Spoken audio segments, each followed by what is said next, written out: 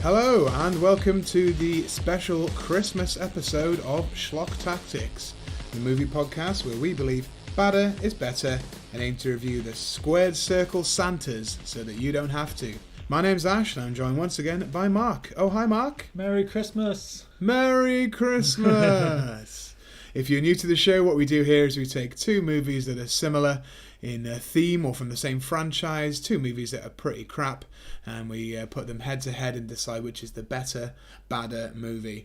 And today, as you can imagine, we do have two Christmas films. They're not just Christmas films. We've brought together two of my greatest loves, Christmas and wrestling.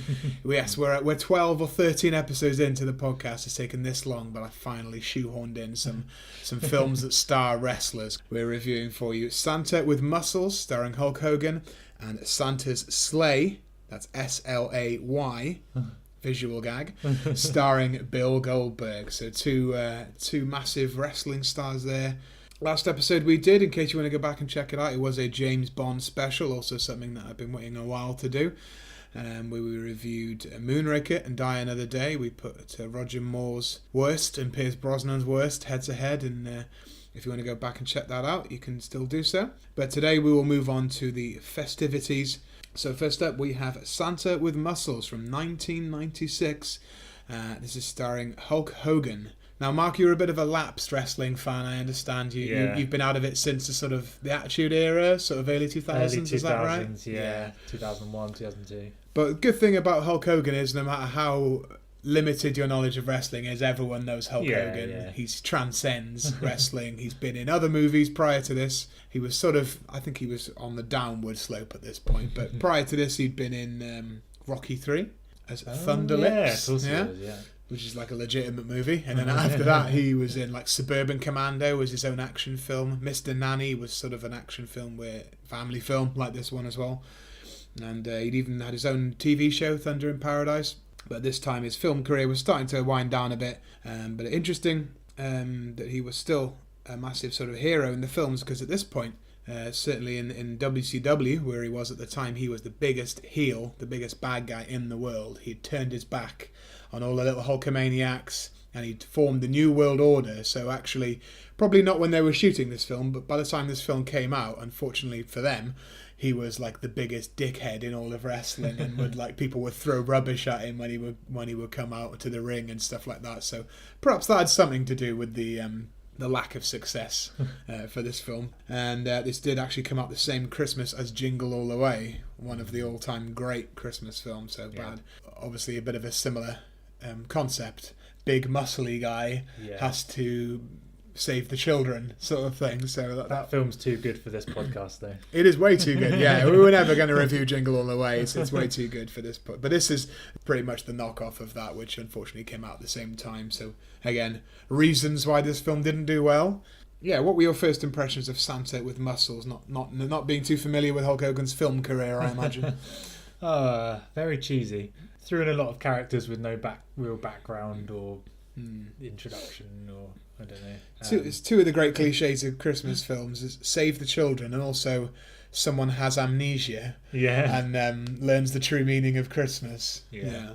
But yeah, Hulk Hogan in this film, it starts off, actually does play a bit of a dickhead. He plays Blake Thorne, who is a playboy millionaire who's got an empire built on protein shakes and health foods, not steroids.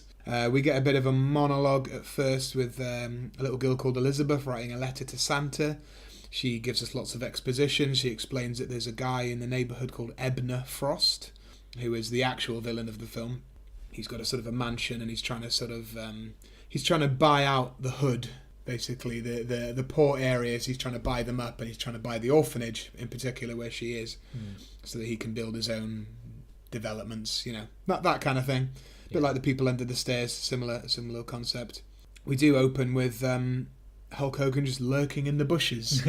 And straight away, what do you notice different about Hulk Hogan here? He's got a lovely full head of hair. Yes, yeah. Don't know why. There was no particular reason for that. And in fact, most of the film, he wears a Santa wig on top of his wig, on top of his bald head. So he double wigs for this film.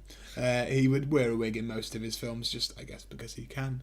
Perhaps he would just insist look, I think this character should have hair in every film, because he's famously quite sensitive about being pretty bald for most of his life. He's dressed in army fatigues, so you're like, okay, it's like an action film. Hulk Hogan's storming some sort of embassy. He's attacked by a series of sort of cartoon characters. There's like a man with a machete, a chef with a meat tenderizer.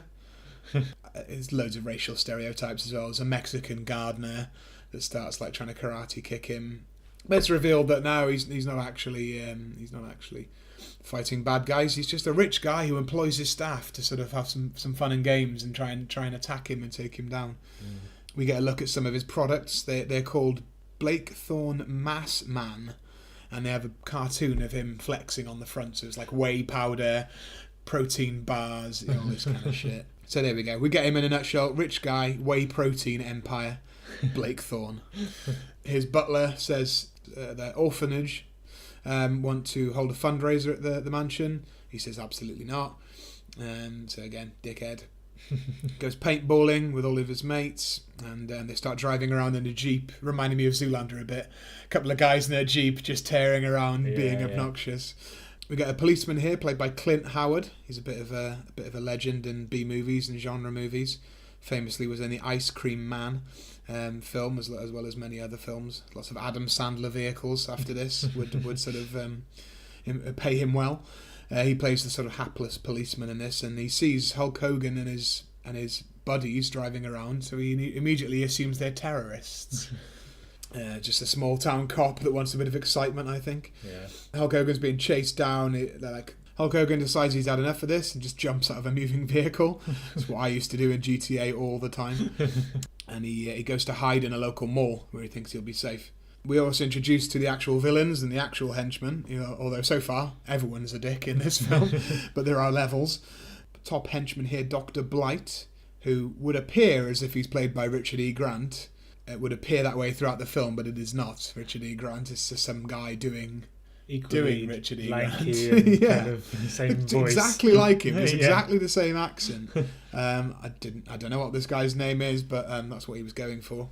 Ebner Frost, we see for the first couple of times on screen. He only makes an appearance on a TV set, which reminds me of the villain in Leprechaun in Space. Check out an older episode for that reference.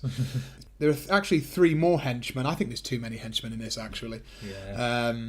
Dr. Watt, which is a woman that has, like, again, power gloves on her hands. This keeps coming up in episodes. Like power gloves that shoot electricity. There's some, like, bald guy with, like, buck teeth. I don't know what his name is or what his gimmick is. We don't get any backstory to any of No, this they're just, like, all the henchmen are just chucked on screen, and they're just made out to be bumbling fools anyway, so I don't really care what they do. Only interesting part here, I thought, was one of the henchmen was called Dr. Flint, and he was described as a sort of geologist. It's played by a guy called Kevin West. Now, in 1996, he was also in a really great bad movie called Biodome, which was the Pauly Shore, Stephen Baldwin vehicle. We'll review that one day for sure. Yeah. But in this same year, he was also in that film, and he is wearing exactly the same outfit. Exactly. So I wonder they were being filmed maybe on the same sound studio. He just wandered over in his breaks and said, do you want to be a henchman for 2 minutes? Because he's not in this that much. He's in Biodome quite a lot. And he just, that's the only explanation. I couldn't find any trivia about that, but this is the guy wearing exactly the same outfit in 2 movies that were being made at the same time. And we're both shit. We're both terrible. And also, I don't remember him, but he was also in the Super Mario Brothers movie. Briefly. Oh, really? Yeah, I think he was the guy that pushed the dial on the devolution machine that turned you into a Goomba. Yeah. I see. So Kevin West, what a guy. He's been in quite a few bad movies, quite a few that we've reviewed. So it's at this point that Hulk Hogan, or Blake Thorne, he finds a Santa costume in the mall. It's around the same time that the actual mall Santa goes missing, so there's obviously a vacancy for Santa. We're introduced to one of the main characters in this film, just fucking annoyed me throughout. It's a character called Lenny the Elf. He's played by Don Stark, who people would know him from That 70s Show. He was the dad in that. And we're not done with That 70s Show yet. But he plays Lenny the Elf, and he's just really fucking annoying, just doing this cartoon, over-the-top, wise guy material, and it's really annoying. Of course, Hulk Hogan, he falls down like a laundry chute of some sort whilst wearing a Santa costume. hits his head at the bottom, and there you go. He's now got amnesia. He doesn't know that he's a millionaire. He doesn't remember that he's a dickhead. He just wakes up and he's dressed like Santa. So he is Santa. How fucking lazy can you get? And the guy gets his card. Yeah, Lenny the elf robs him, so he's like a bit of a dodgy elf. This whole subplot of him like trying to use his card and got the thumbprint and all that. He finds the wallet and he's like, "Oh yeah, boy, American Express, here we go. Oh yeah." You're like, okay, yeah, calm down. Shut up. So Lenny's like, "Yeah, you're Santa. Come with me. You know, now you can fill in for the Santa who's gone missing for some reason." I laughed out loud straight away because the first kid that they put on Hulk Hogan Santa's lap is a black kid, which, given Hulk Hogan's recent indiscretions, is really funny. And he looks at the black kid like, "Oh God, what do I do?" If anyone doesn't know what I'm talking about, you just have to look it up. Hulk Hogan, not a friend of the black community in recent years. We get the first of many of these skits that you mentioned, with Lenny goes to the cash machine. Tries to withdraw all the money, but for some reason, even though this is not a sci-fi film at all, there's a thumb scanner on the cash point. Yeah, it's not something that existed in 1996 or now. No. Maybe because he's super rich and they're implying that extra security. Yeah, I don't know. We've only just got that technology on our phones. Yeah, we've yet to have that on cash points. I don't think I want that on a cash point. There are also these like punks, like grunge guys in the mall that rob this charity globe, and the Hulk Hogan obviously steps in to beat them up. We get the worst bloody Christmas puns here. You know, all the best Christmas puns were taken by Jingle All the Way. Yeah. So he's like, "What, you going to give me a lump of coal, Santa?" "No, I'll give you 2 lumps." And just punches him twice. Yeah. You get a little snippet into the Edna Frost's mansion again, and we learn that he's actually a germaphobe, which is why he appears on the TV a lot of the time. Everything is like covered in cling film, and he's constantly spraying some sort of like Febreze everywhere. They obviously reveal that what they want to do is to convince the orphanage to sell so he can presumably build something on top of it. And so then we are taken to the orphanage, where we're introduced to some of the characters there, including Elizabeth, the little girl that did the voiceover at the beginning, wrote the letter to Santa, and Sarah, who is a 13-year-old Mila Kunis. Yeah. Easily the most famous person in this film now, looking back. Obviously she wasn't then, but probably the best actor in the film as well, even at 13.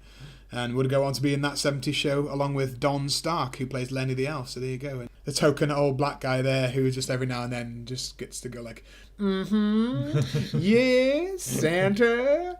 And of course he announces that it's jerk chicken night. It's like, oh God. How many more stereotypes? Yeah, they're packing them in. So Santa ends up going there with Lenny the Elf, and they stay the night because he's Santa, and they're still trying to figure out, how to be Santa. Lenny's still trying to rob him every opportunity he gets. Hulk Hogan comes to dinner the next day without his Santa costume on, and all the kids are like, because he's just a guy with like a little blonde mustache and a wig. The first wig, not the second wig. And they're like, "Oh yeah, my costume is in the wash," or something. It's at this point that Lenny gets the idea to use the glass of milk that Hulk Hogan is drinking out and there's this weird little cutscene where like it's like the 2001 A Space Odyssey music, slow-mo like milk drinking. It's really weird. It's like this bombastic opera music, and he's like, hang on. Ah, yeah. So he's gonna nick the glass with the thumbprint on it. I don't know the point of any of this. They go over the Santa rules, because when Hulk Hogan was a millionaire, he had lots of like rules, lots of patronising rules for his staff. Oh, Mila Kunis is also a fashion designer, and has overnight has been able to make considerable alterations to the Santa costume so that it in effect is a wrestling costume. So he's now wearing red tights. He's got no sleeves so that you can see his muscles. He's got like these long like leather gloves. So now he is Santa with muscles, and he looks like Hulk Hogan a lot more. You don't really see his muscles at all until that point. Yeah. Considering the film is called Santa with Muscles. Well, they hold him back. Yeah. I guess they're trying to build up to it. He does have, the largest arms in the world, don't forget, the pythons. That's what you're paying for here. It's at this point that Lenny is... He takes the milk glass outside in order to, again, try to take money out of the cash point with Blake Thorne's card. It scans the glass onto the scanner, and it goes, "Can you please scan your left thumb? That is your right thumb." I was like, "Oh no! How was I to know that it would be the left thumb?" Twist in the tail. I'm so good. Yeah, so yet more sort of conflict with this pointless subplot. Lenny's abducted by Frost's henchmen, and they basically sort of convince him to sell out the orphans and Santa Claus. Like, what a dick! he's turning on the orphans and Santa. Dr. Blight, the head henchman, again comes back to antagonise the orphans, and there's a bit of a fight scene here with Hulk Hogan, and the doctor takes out his stethoscope, and he's trying to whip him with the stethoscope, but at the same time he's got a dictaphone, and he's like, "Patient is avoiding my stethoscope," and he's like narrating his own fight, which I thought was quite funny. But then in response to that, Hulk Hogan hits him, and every time he hits him, he gives him like a little diagnosis. "Kidneys are ruptured. Fracture to the face. Needs lots of bed rest. Take 2 of these in the morning." Oh my goodness. But they take one of the orphans with them back to the mansion, so there's a new obstacle to overcome here. Hulk Hogan needs to go and rescue the orphan that's been abducted. And then they realise that under the orphanage there's like this sort of ancient vault. It's a bit like Borderlands. There's a big vault under there, and they open it up, and it's like this psychedelic cave underneath the orphanage. They call it the catacombs, don't they, or something? The catacombs. There's like these lit up crystals that are meant to have some kind of magic power or something. It's meant to be like a grotto in some ways, but then they're like always like minerals and stuff. Mila Kunis is like the super intelligent character, so she explains these are quartz crystals. And then one of the kids is like messing around with one and drops it and explodes on impact with the floor. They look like soul gems from Skyrim. Yeah. One of the henchmen go back to Frost, and they say, what happened, and he says, if I want your opinion, I'll have it surgically removed. Oh yeah, which is actually quite a good line. Yeah, I like that. Dr. Blight and Santa have another bit of a fight in the orphanage. There's lots of like running around. It's like an orphanage, and it's also like a church, isn't it? It's a bit of both. Dr. Blight is running around, and he just shouts, "I've got a Christmas wish. Get out of my life!" I can't believe somebody wrote that. But Santa ends up getting knocked out of the tower, like the bell tower, falls in a bin lorry, hits his head again. This happens in every film where this happens. And he's gone back to normal again. He's forgotten he was Santa. And he's a millionaire again. And because the bin man knows him, he takes him back to his mansion, delivers him back to his mansion. And that's it. He's back to being Blake Thorne again. He's not Santa. Movie over. But no, the henchmen start besieging the orphanage, and we realise obviously they know that there's some sort of precious mineral mine underneath it. Dr. Watt blows the door open with her electric hands. I initially thought it was taking quite a dark turn because they throw lots of canisters in, and it looks like they're gassing orphans, which is pretty heavy for a kids' film. But all in the name of corporate greed. I was getting quite a Final Solution for a minute, but it turns out it was just like some Febreze, so that Ebner Frost could enter it, still in a hazmat suit, but he was sort of disinfecting the kids because kids are gross, aren't they? He reveals his evil plan in Bond villain style. Well, my plan is to enslave all of you kids to mine quartz minerals for me, and I become rich. And he even shouts, "Prepare them for mining!" Just put helmets on them with lights. Luckily, Hulk Hogan remembers that he's Santa and is able to make it back to the orphanage pretty quick here for a series of fight sequences. We do get an appearance here from Hulk Hogan's best friend of sort of 20 years. There's a guy called Ed Leslie. Wrestling fans will know him as Brutus the Barber Beefcake. He's basically a hanger-on to Hulk Hogan and has been for his entire career. He hasn't really got any talent of his own. He wasn't really a very good wrestler, but he will appear in everything that Hulk Hogan is in and get a nice payday out of it. So. Yeah. He plays this henchman here, again, vaguely racist. He's got a sort of a samurai bun and a sort of a Fu Manchu beard, making vaguely Asian noises. It's inappropriate. Oh, the police chase starts up again. This plot thread that's been hanging for about an hour. Hulk Hogan speeds past in his Jeep again, and the same policeman's just sitting there and goes, "The terrorists!" So what have you been doing for, like, presumably the last week? Yeah. While we've been watching all this other stuff. It's like this dangling plot thread that they couldn't be bothered to do anything with, but it was now going to be reintroduced so that we could get the police to the orphanage and get them sorted as well. The police car gets bazookaed. Oh, this is where the whey protein and stuff comes into effect, actually. And also salad dressing. They do a bit of a Paul Newman gag where Blake Thorne has got his own salad dressing, so they start chucking that out of the back, and that causes the car to skid. And then, someone has a bazooka. Rather handy. Actually, that'll come up in the next film as well. Random bazookas. Blake Thorne, as himself now, not necessarily Santa, infiltrates the orphanage. And then, the almighty twist of this film. The old black guy reveals that Blake actually grew up in this orphanage, along with Ebner Frost. How did he not remember that? This is after the amnesia has been reversed, and also earlier in the film we saw him tell the orphans, like, "Screw you, I'm not gonna have a fundraiser." How has he forgotten that he was an orphan, or is he just refusing to acknowledge it? This doesn't make any sense. It doesn't. And Ebner Frost also didn't bring up he was an orphan or that he knew Blake Thorne until this point. So this is all like chucked in at the last minute. He confronts Ebner. He says, "Hey, Ebby, don't you remember when we used to be friends at the orphanage?" It's like, well, you clearly don't, so why are you mentioning and then he's like, "Oh yeah, now you mention it." So like they both suddenly remember that they were both orphans and best friends out of nowhere. They start having a sword fight with the highly explosive crystals that we saw earlier in the film. The ones that if you drop them on the floor would, like, blow your face off. They're having a full-on sword fight with them. This causes, really, the orphanage to implode massively. But because it's a kid's film, no one actually dies. So even though you saw the henchwoman, Dr. Watt, be electrocuted, she's fine. The guy that exploded is fine. Dr. Frost is fine, even though he was, like, exploded in a cavern. Because it's a kid's film, no one can really die. So they all just come out all, like, blackened with smoke and get put in a van together. And the police cart them all off. And, but no, not the orphanage is gone now. Where are we going to go now? So this is how it works in this film with law enforcement. Because Ebner Frost is going to prison now, the orphans now get to live in his mansion. Why is that? You don't have your property given to someone else if you get arrested. That's not how it works.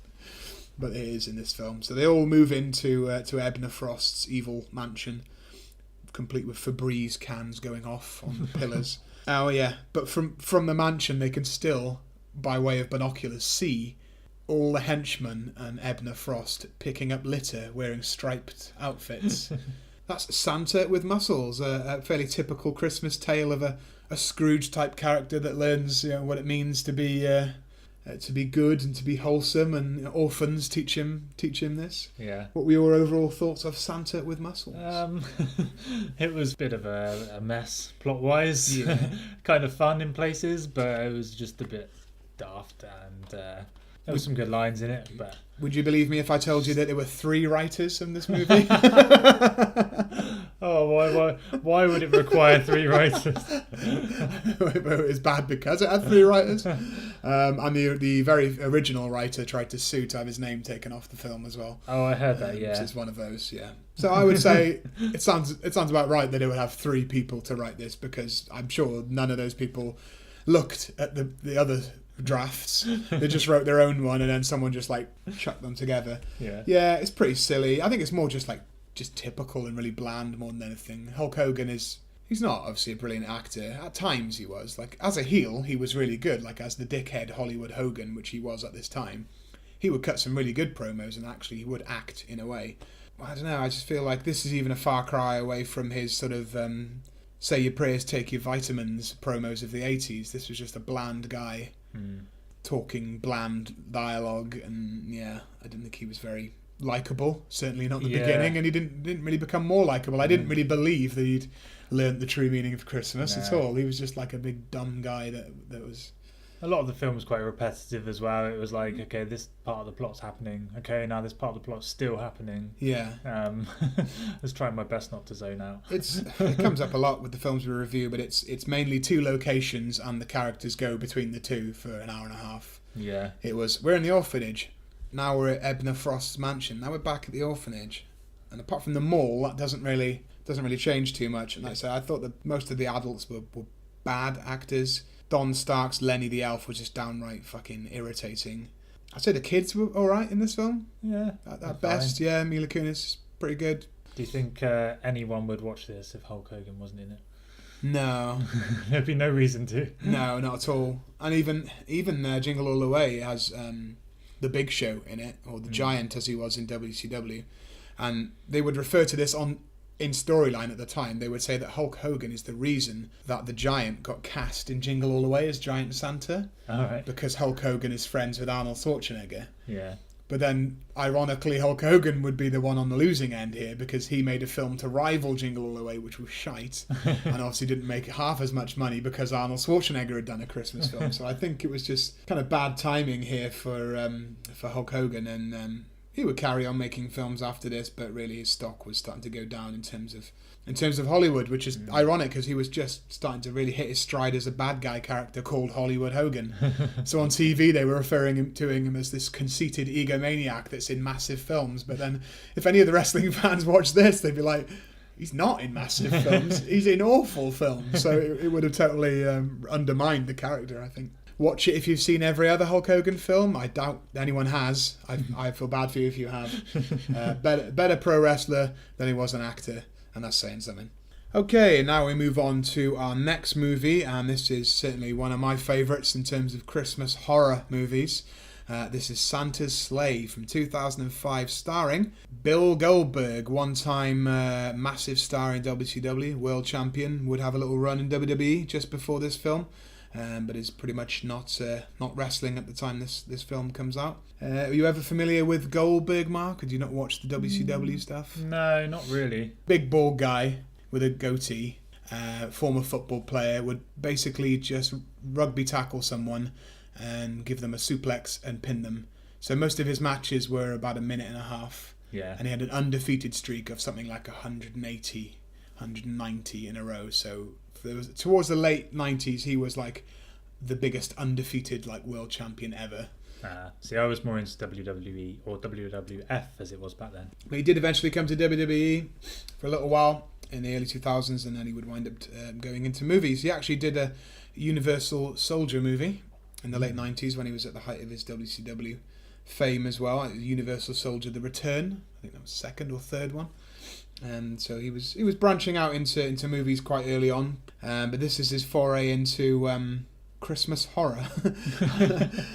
What were your first impressions of Santa's Sleigh? As it started and there was a Christmas dinner and Christmas music, it seemed more Christmassy from the outset. There was a little bit more plot than in... Yeah. It's pretty funny straight away. Yeah. There were a lot of good lines. And there were a lot of angry characters. Lots of crash. It was like an episode of South Park. It was that kind of tapping into that, wasn't it? A lot of unexpected swearing, grannies from grannies and children and stuff. Yeah, I think straight away you were probably relieved to find this was an intentional comedy, and there was going to be some crass South Park style humour. Thank God for that. And as you mentioned, it opens up with a hilarious Christmas dinner scene. Inexplicably, James Caan agreed to have a minute cameo in this film right at the beginning. What the fuck? Typical kind of tense Christmas dinner scene. There's just lots of sexual innuendo. He says the turkey's not moist enough, and he's like, are you going to fuck it? He's like, no, I'm going to eat it, not fuck it. Oh my goodness. He threatens to put a fork in someone's eye. One of the characters says, why are we doing this? We're not poor or Samoan. That's such what the fuck that's about? That really confused me. That really threw me off. I don't know. There's lots of Samoan wrestlers. Maybe it's a reference to that. Our Santa, Bill Goldberg, enters, also wearing a wig in this film and a massive fake beard. He enters not by coming down the chimney, but just smashing through the fireplace. There's just fucking mayhem here. There's people getting impaled, people having their faces set on fire. He kicks a dog into the fan. It spins around. He throws the star from the top of the tree like a ninja star. Yeah. It's just insane.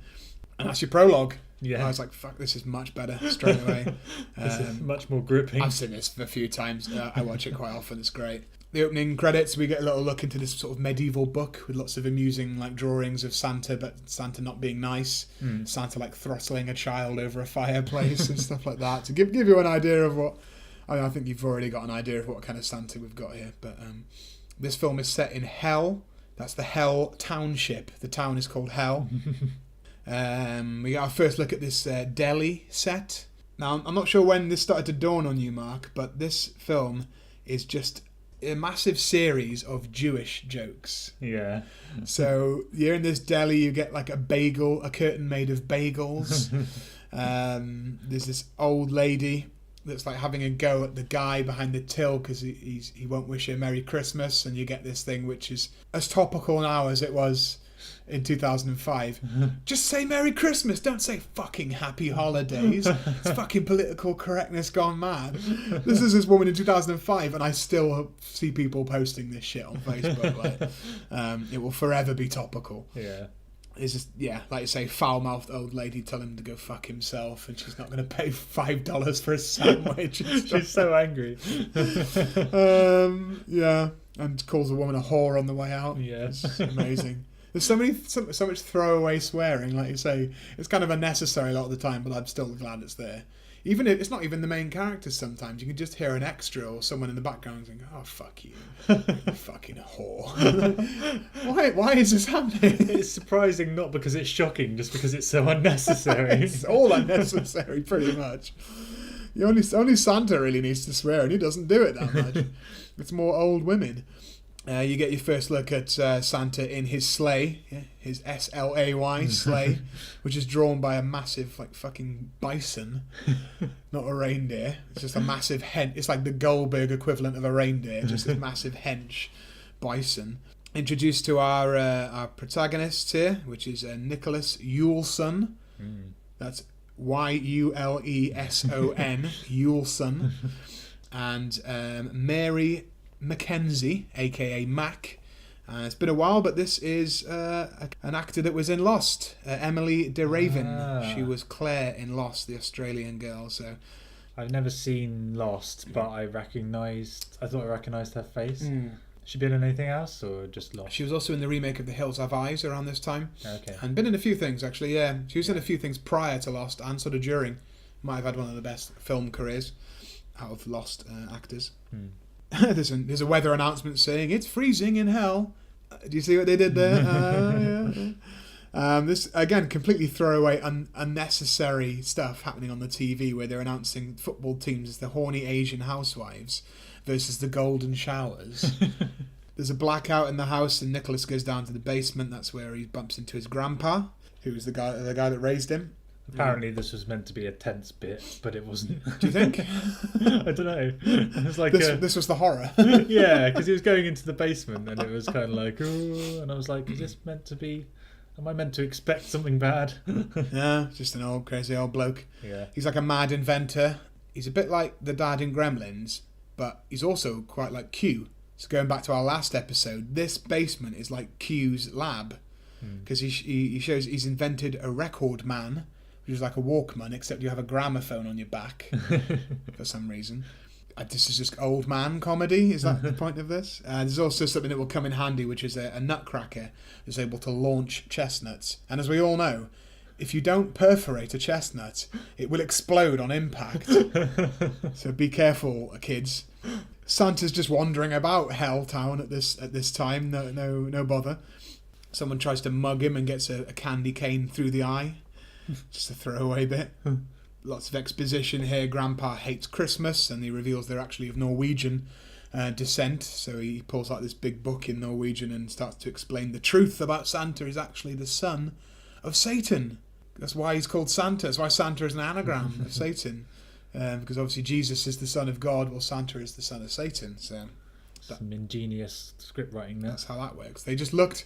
They wrote Santa on a big whiteboard and looked at it for ages, and then someone went, hang on, I've got an idea. That's as easy as that in this. Mary comes round unexpectedly with just some random dead Wolverine meat on a plate. The grandpa, it's like a hunting town, I guess. And she gives Nicholas. Nicholas was complaining that he never had an Optimus Prime for Christmas, which is what he always wanted, and she gave him a handgun that turns into an Optimus Prime, which her dad tried to give to her to get her into guns as a kid.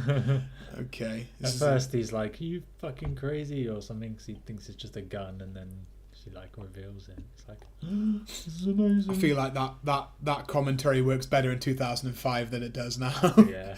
You wouldn't think anything of it, a gun in an American film now. No. We get a little church scene where a pastor's like preaching like hellfire and brimstone, and then goes across the street into the strip club called Gold Diggers. Star stripper tonight, Tess Tickler. Santa follows him in there, and it's quite a good gag, I think. Just walks in looking at the women and ho ho ho's. Yeah. Loads of tits. Ridiculous. Yeah, just like throwing them at the camera. There's actual bits where the women seem to be going onto their tiptoes to make sure their tits get in the bottom of the shot. It's like, oh my god. The cameraman's probably like signaling, "Come up, bring them up." Tits up. I mean, in terms of violence and tits, this film's got a number on a lot of horror films, actually. Like, for a Christmas film, there's lots of tits and violence. Quite in for like a 75-minute movie. We then get one of my favourite parts of the film, which is a stop motion flashback sequence. Yeah, this was weird. It was like again a bit like Team America or that kind of style of animation, or like Pingu, I thought, a little bit as well. Like, it's wooden, it's plasticine, it's a bit of both. Like a Primus video, wasn't it? Yeah, it was wacky. I really liked it. And this shows a flashback of 1,000 years ago, when an old man that looks a lot like Nicholas's grandpa challenges Santa, son of Satan, to a curling match. I feel like we should explain, because I don't know if our listeners will know. Curling is an Olympic sport where you slide big rocks across ice, like bowls but on ice. I feel like curling. People won't know what bowls are. Oh god. Well, I feel like curling and bowls never come up in horror films or the films that we review. So it's sliding a bit of rock across some ice. It's pretty pointless. But the old man wins this challenge, and that means that Christmas Day, which was previously a day to enslave everyone and torture everyone, now has to be a day of joy. So that's where Christmas comes from, and now Santa has to be good to all the children, even though he's evil and he's Satan. He now has to be good, but only for 1,000 years. Yeah, bringing us right up to Christmas Day here in 2005. A neat bit of exposition made all the more digestible by stop motion animation, and just lots of funniness, like penguins and seals and like goblins and stuff. This was great. I could have watched the whole film of that, really. Nicholas, he logs on to his internet. Now, I feel like most recently we talked about Halloween Resurrection and its portrayal of the internet. That was 2002. This is 2005, and it still looks like the dawn of the internet. This looks very dated. He logs on to a Santa tracker. He logs onto it and he goes like, "Way!" or something like that. I don't remember a time when there were loads of sound effects on the internet. He logs onto a chat room and chats with a guy called Gonad. There's a series of decapitations quite close together here. Again, this body count has to be got through. It's quite relentless. Yeah, there's these kids that are opening their presents on Christmas Day. Again, unnecessary swearing. They're like, "Open your presents." "Thanks, Mum, I will open my fucking presents." "I hope you got me some good shit this year." What? Why? They open the presents and both of their heads get blown off. And the nan just looks at camera and goes, "Fuck." They don't seem too distraught. It's great. If you like old people swearing, this film's amazing. We go back to the deli again, which is a set I really appreciate. And there's lots of sight gags in this film. So not only are there like loads of Jewish jokes, but if you just look on like signs on the wall or like patches on people's outfits, they've crammed so many gags in here. It's like Airplane. Yeah. You have to watch it a couple of times to catch them all. But Santa breaks into the deli. We finally get Goldberg's world famous finishing move, the spear. He spears him through the sort of deli cabinet and then kills him by taking the traditional Jewish candelabra, the menorah, I believe it's called. Oh, yeah. And stabbing a guy through the neck with it. I feel if you didn't get the Jewish references before now, you get it now. But if you didn't get it, he walks outside and bumps into some Orthodox Jews and hisses at them really loudly. So we're rolling now with the Jewish jokes. We're getting there. I think everyone's like, hang on, Goldberg is playing Santa. It's directed by like Steenman and Brett Ratner, and so basically everyone involved in this film is Jewish, and it's a film about Santa and Christmas. Yeah, that's the gag. We get a bit of a cameo here by a sort of wrestler. I'm being a bit generous. Tiny Lister plays the gas station attendant here. You may remember him from the Friday movies as Debo, the big dumb guy in the hood, the big bully, but he was also... He wrestled Hulk Hogan and with Hulk Hogan for a time in the late 80s, and he would be in the film No Holds Barred, which we will definitely review one day because it's awful. That was Hulk Hogan's first big movie other than Rocky. Again, a little throwaway sight gag that I wouldn't have probably noticed on the first watch. He has two patches stitched into him. One that says eat here and the other one says get gas. Eat here, get gas, it says on his overalls. Nicholas goes to the police station. It's quite a funny gag where he hands the police chief like a world clock showing the time in all different parts of the world, and he says, "What do I care what the time is in Greenwich?" Oh, yeah. It's all to do with the idea that once Christmas Day is over, Santa will be powerless to enslave the human race or whatever. But the police chief gets tased in the balls pretty soon afterwards by Santa. It's like a chase with a squad car. Santa beats up some carolers, like gives them like a backbreaker. There's a snowmobile chase, again going back to Bond films. Yeah. Unexpected amount of parallels to James Bond in this film. Quote, Grandpa got run over by a reindeer. What does he calls him like Berserker, his reindeer. He's not like Rudolph, he's called Berserker. Yeah. Because he's a massive hench reindeer. And he's so hench that he runs over Grandpa, so that's Grandpa gone. Nicholas and Mac are on snowmobiles, and Santa's flying over them on his sleigh, and he starts throwing presents out of his sleigh that explode on impact, which is quite fun. And he's just like laughing, ha ha ha ha, ho ho ho, and chucking presents. And then later you get some unexpected sort of fireball breathing thing. Oh yeah, they break into the school, don't they? And he just walks around the corner and goes, that's not been introduced before now. No. We finally make it to the ice rink, which is contained within the school. Because it's a snowy town, they have an ice rink. We have a lovely romantic moment where Mac and Nicholas start to realise their feelings for each other, but it's ruined by Santa bursting on a Zamboni, which is the giant thing they use to maintain the ice, the big tractor thing. Nicholas starts shining a torch at him, and what does he say? I'm Santa Claus, not fucking Dracula. I think the best line of the film. The best gag of the film, at least. Yeah, that was fucking brilliant. Goldberg's delivery is good. He wasn't given a massive script, and it's a good job. Like, he was just good at the one-liners. Yeah. Being a gruff, sort of Jewish man.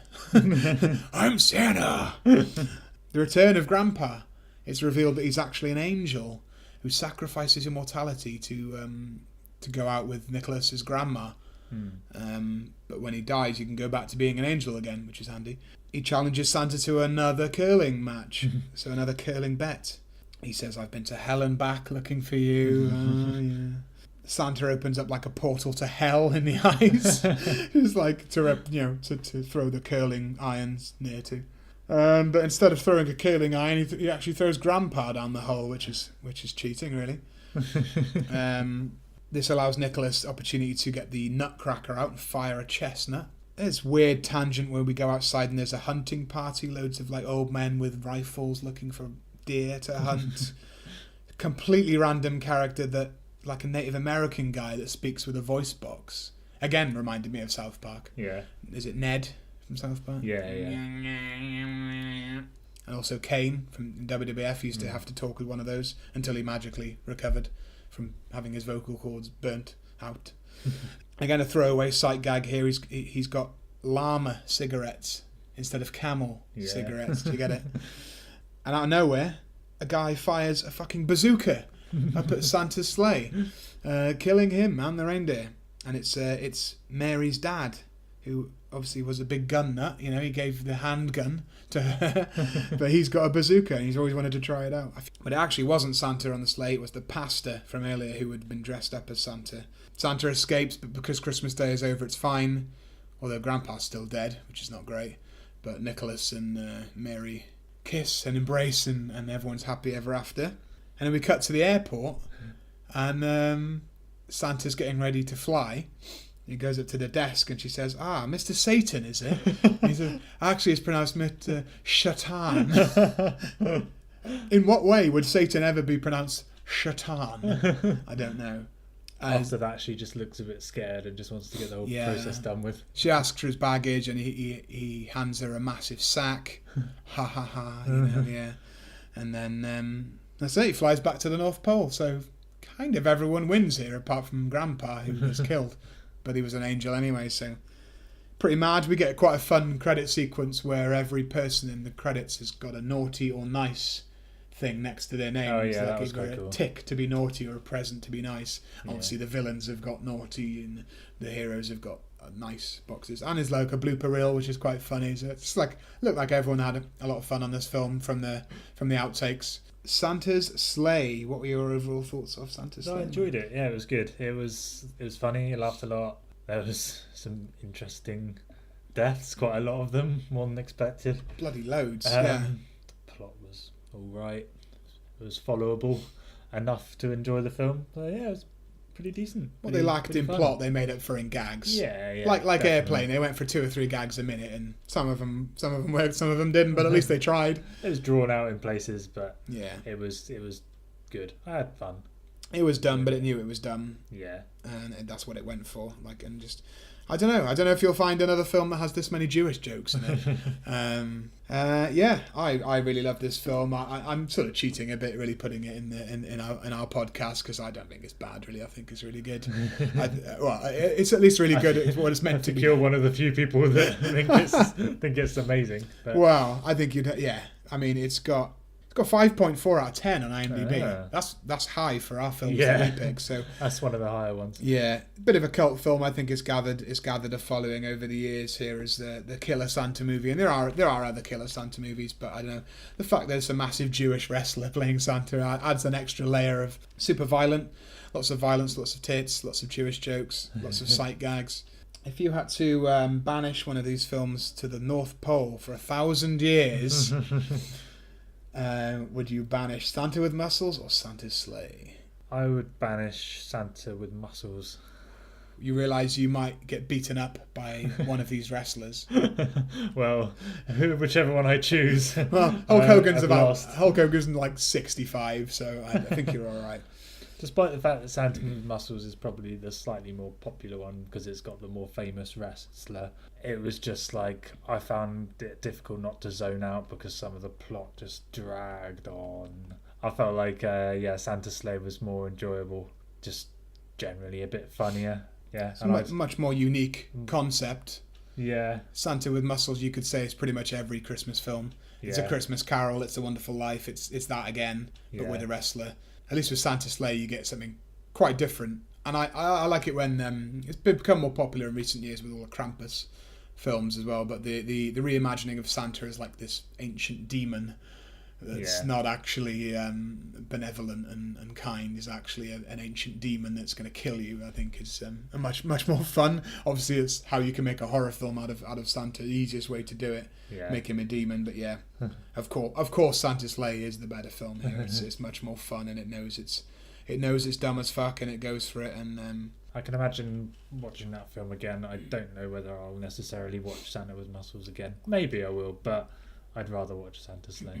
So yeah, a few recommendations on this one. Certainly there aren't that many other wrestling-based Santa films, but of course Jingle All the Way is pretty much a wrestler. It's Arnold Schwarzenegger. It's the same sort of thing, isn't it? Big muscly guy. If you want Christmas horror like Santa's Sleigh, of course Silent Night, Deadly Night is kind of the same thing. It's a killer Santa on the loose. It's actually a kid who watched his dad get shot and his mother raped by a Santa impersonator. So grows up to be mentally disturbed and dresses up as Santa himself and starts killing people. Yeah. It's funnier than it sounds. Sounds dark. It's pretty dark. I would also recommend Jack Frost is a brilliant film, and it's some of its sequels as well. That's the killer snowman instead of the killer Santa. Yeah. Also a rapist. He rapes Shannon Elizabeth in the bath with his carrot dick. Yeah. Again, funnier than it sounds. Also, Silent Night, Deadly Night 2 is the famous film with the garbage day quote in it. Although most of that film is stock footage from the first film. But my favourite Christmas film, probably Black Christmas. A slasher set at Christmas, super dark, super sinister. If anyone's looking for the best Christmas horror film, it is Black Christmas from 1974, without a doubt. Yeah, I don't know if there are any other wrestler Christmas films. You'll have to get in touch and let us know if there are any that we've missed. I think they did something called Santa's Little Helper a few years ago with The Miz and Paige in it. They did a sequel. WWE Studios actually did a sequel to Jingle All the Way. A direct sequel, Jingle All the Way 2. Somehow failed to cast a wrestler as Santa. They cast this like shitty American comedian, Larry the Cable Guy or something. I think that was a bit stupid. If you're going to do a Jingle All the Way sequel, put a wrestler as that main character, clearly. But yeah, if you guys have opinions on either of these films, if you've seen either of these films, or you want to let us know which are your favourite Christmas films or your favourite shit Christmas films, get in touch with us on Facebook, Instagram and Twitter at Schlock Tactics.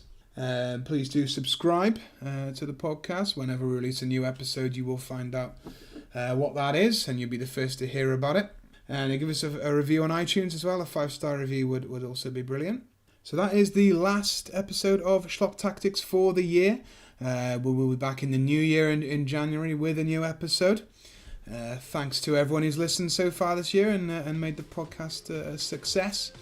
Since we started in June, we've got a lot more shit movies to review for you, so keep listening.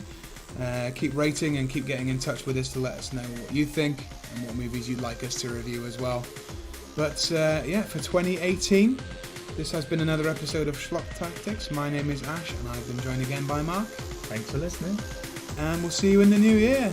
Bye! See you later! Merry Christmas! Bye!